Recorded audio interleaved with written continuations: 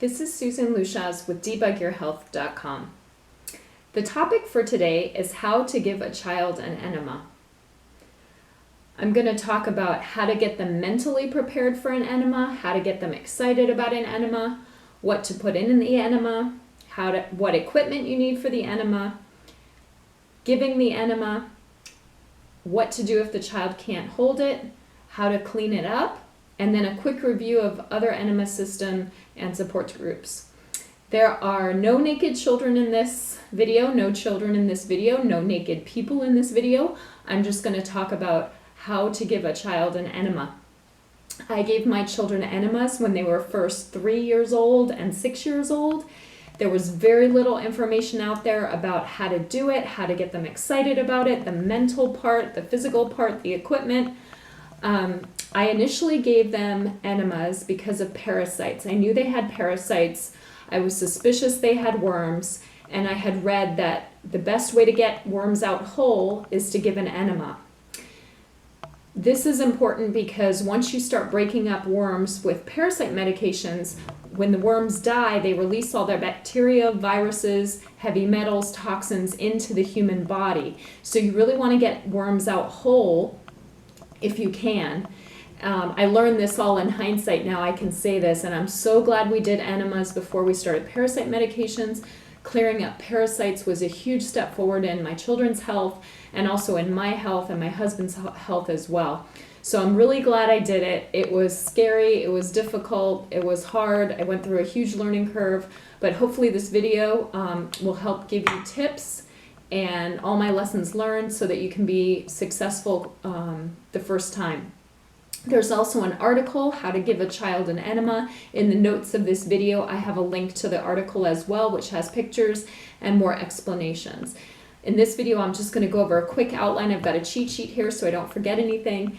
There are more details in the article if you want to check that out. Okay, so first of all, the reasons to give an enema. I've already talked about parasites.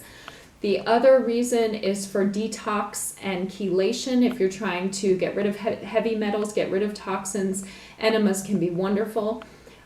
We see huge mood and behavior improvements in our children after enemas, especially if they're chelating heavy metals or having some brain fog or some mood issues. Enemas can often help. They can often help adults with brain fog, headaches, any kind of a detox, what I call crisis. So that's not the reason we did it, but it is a huge side effect that we've seen and experienced ourselves. Some people give enemas for constipation. I'm not a huge fan of that. I think if your child's constipated, you should fix their diet. Enough said about that. So mental preparation. How do you get your child excited about an enema? There are 3 things that I thought were key to this part of it. Number 1 was bribery. I normally do not bribe my kids for anything. I am really not a fan of bribery, but in the case of an enema, we use bribery, and it worked pretty well. My kids don't watch TV, they don't play video games, so we bribed them with watching a movie on the CD player, and we ended up showing them Little House on the Prairie, which, if you've ever seen that, it has lots of good moral values and ethical things that come up in the series. So it's kind of a win-win. It's kind of character building, and they're getting to watch a movie. So for my kids, the bribe was getting to watch a movie during the enema. The movie can also distract them from the enema, and that just worked really well for my kids. It may not work well for all kids. Maybe you need another bribe, some kind of special movie or special thing they can do or play while they're getting the enema, maybe. Whatever. Bribery, I normally I don't advocate for bribery, but in this case, I think bribery is worth it. The other thing to get excited about an enema is that we made it a contest. So who could get out the biggest worm after an enema? Would it be me? Would it be my children? Who would be kind of the worm queen or the king? And it sounds maybe like a silly contest, but for young kids, it often works. And they get super excited. Mom, I put out a big worm, and, gets them excited. So why not? We have contests for other things in this world. Why not for parasite cleansing? Another idea for how to get them excited is I think you need to do it yourself. So I think you need to do it with them so they can see that they're not being punished, that you're doing it too, that it's a healthy, good thing to do. I do enemas with my kids, so does my husband. So I recommend that as well. Equipment. Oh, first, what to put in the enema. We have put almost everything into the enema, it feels like.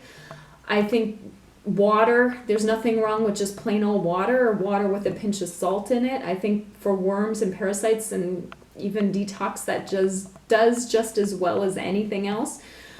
Our family does a variation of muscle testing, and from that we determine what goes in our enema, so we try to kind of optimize it a little bit. But honestly, I think there's nothing wrong with water, plain old water. I think it does almost as well as anything else. People do coffee enemas. I haven't seen them to be significantly more effective. We've been doing enemas now for 3 years. We initially did them twice a week. Now we do them once every week or once every 2 weeks for 3 years. So we've done a lot of enemas. I do not recommend MMS or hydrogen peroxide or any kind of bleach or any kind of thing that kills good bacteria. Even in the colon and in the digestive tract, there are beneficial bacteria in there. There's biofo, there's lactobacillus, there's all kinds of good stuff in there, and I don't want anything that's going to impair digestion or kill off those bacteria. So I generally stay away from all of that. One of our favorite things, though, to put in the enema is actually activated charcoal, and that's the example I'm going to use today because it's nice and black and it's easy to see, hopefully. The lighting's right here. That's one of our favorites. It's great for detox. It's great for heavy metal chelation. Good for it's one of our favorites, and it often tests really well on us. So that's what to put in the enema. The equipment. I like to give the enema from a glass jar. Here I've got my big glass jar. You can use a smaller one. It's got activated charcoal, about 500 milliliters of activated charcoal in here. I like to use the big one, but you can also use a small one. I have a plastic bucket with a hose that I use to start the enema. So this is the hose and the plastic bucket. There's a link on the article to the plastic bucket and hose from Amazon, pretty cheap. And I use this to give the enema. It has a pretty small tip, so you can get it pretty easily into the child. I grease the end with coconut oil. I do reuse these.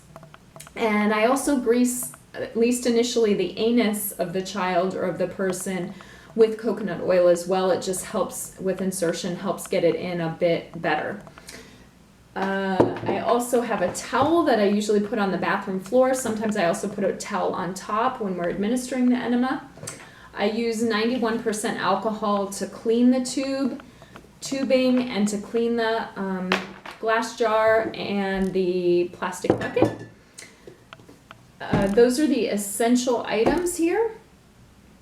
And so now let me go to how to give the enema. Let me go take a break and get my plastic bucket, and I'll be right back. I'm back with my plastic bucket.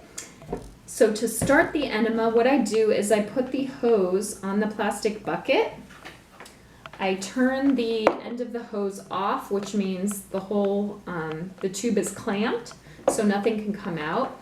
I put some of the enema from my glass jar into the bucket, just a little bit, to get it started. And what that means is I need water, I need enema in this tube, otherwise there'll be only air in the tube and the enema won't start from the glass jar. So I use my plastic bucket to start the enema. If this is all too complicated, no worries, just use the plastic bucket. I don't like the plastic because I worry about things leaching into the enema.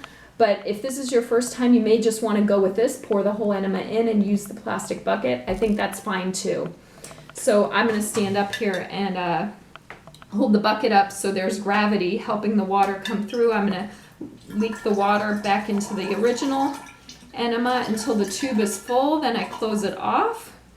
And then what was in the bucket here, I can either pour into the sink and get rid of it, or I can pour it back in. In this case, it's just easier for me to pour it back in.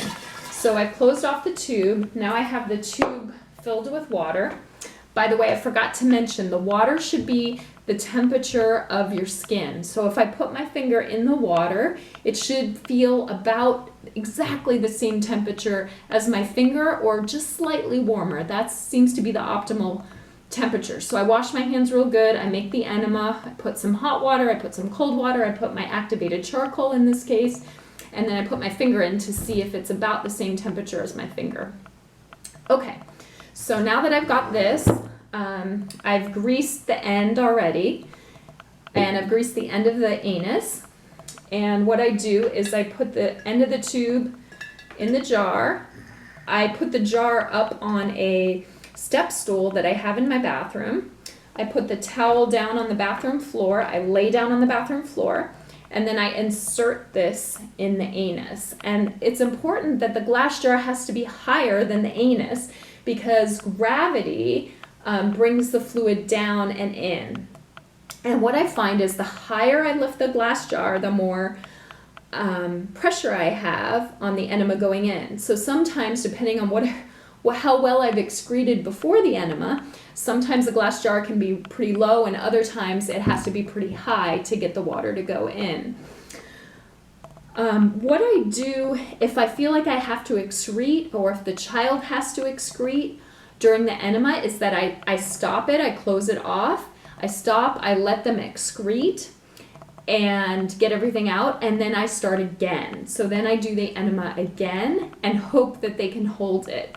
We do about 500 milliliters held for 20 minutes, and the kids are watching a video during this time, so the 20 minutes goes really fast, and they look forward to enemas because they love watching Little House on the Prairie. So I let it, but the first couple times they had to excrete and they were nervous, so they would excrete. I would turn the video off while they were excreting, and then when they were ready to start again, we'd turn the video back on, and I'd give them either the rest of the enema, or if they had excreted most of it, I might fill it back up a little bit. So that's how I handled kind of the mental part of it. I tried to keep it really positive with a worm contest, with a movie that is only on when we're not crying, and it's only on when we're taking the enema and watching the video. So that is giving the enema, and looking at my cheat sheet here. What if the child can't hold it? We excrete and then we start again. And usually after excreting once, you can usually hold it longer. You can try that out yourself, and you'll see that, at least for me, that's pretty much true, and it seems to be true for the children. Now that we've been doing them for 3 years, we hardly ever have to excrete. We can usually take the full enema the first time and for 20 minutes and not have a problem. Cleanup. So the way I do cleanup is I have this 91% alcohol. I run it through the tube on the inside. So I'm gonna this is just kind of a sink here that I'm gonna excrete the water. So I'm gonna hold this up so the water comes out the tube. And then I have a tip on the end of this alcohol that is perfect to fit in this tube, and I squeeze it through until it comes out the other end. Some of it leaks, but a lot of it comes until it starts coming out the other end. So I squeeze it through this end, and then I turn it over, and I put the alcohol then through this end. And the anus end here, I also rub it on the outside with my hands. Some people, if you want, you can use gloves. I just sterilize my hands with alcohol afterwards, and I clean this up, and then I sort of shake them out to get all the alcohol out. Then I rinse with water, so I put this under the sink and let water go through both ends. And then I hang it up to dry. And I live in California, so we have a dry climate. I usually let them dry for about 2 or 3 days, so they're really, really bone dry before I use them again. And so we have two or three sets of them, so even sometimes I'll let them dry for a week and use the other set. If you don't happen to find an alcohol with this awesome top, you could also theoretically use a syringe to syringe into this tube, and you could use a pipette. Or you could maybe even find a funnel that's small enough that you could funnel the alcohol into the tube. But I like to put the alcohol in the tube and around the anus end and in through the other end as well. And I've not had a problem with that, cleaning up that way for 3 years. And So briefly, other enema systems, we've tried the syringe method where you push the water through a syringe in. I don't like that. I like the gravity method because then you can see, you feel like you're, I don't know, with the syringe, I was always worried that I would rupture my kid's intestine or something like that. It just didn't feel right to be forcefully pushing things in. They also don't hold enough water, so you had to switch out the syringe, which was a complete mess. I don't like the stainless steel bucket because you can't see how much is left. Kids like to see how much enema is left, how far they still have to go. I don't like the plastic bucket because I like glass in terms of toxins better than plastic. So, but if it's your first time, the plastic bucket and the hose is a lot easier, so you can just go for that. References and support groups, there's not much out there on this topic. That's why I made this video. There is a Facebook group called Bottoms Up. You could check that out if you want. And also check out the article in the notes of this video for more information. I wish you and your children success with your enemas and the best health in the world.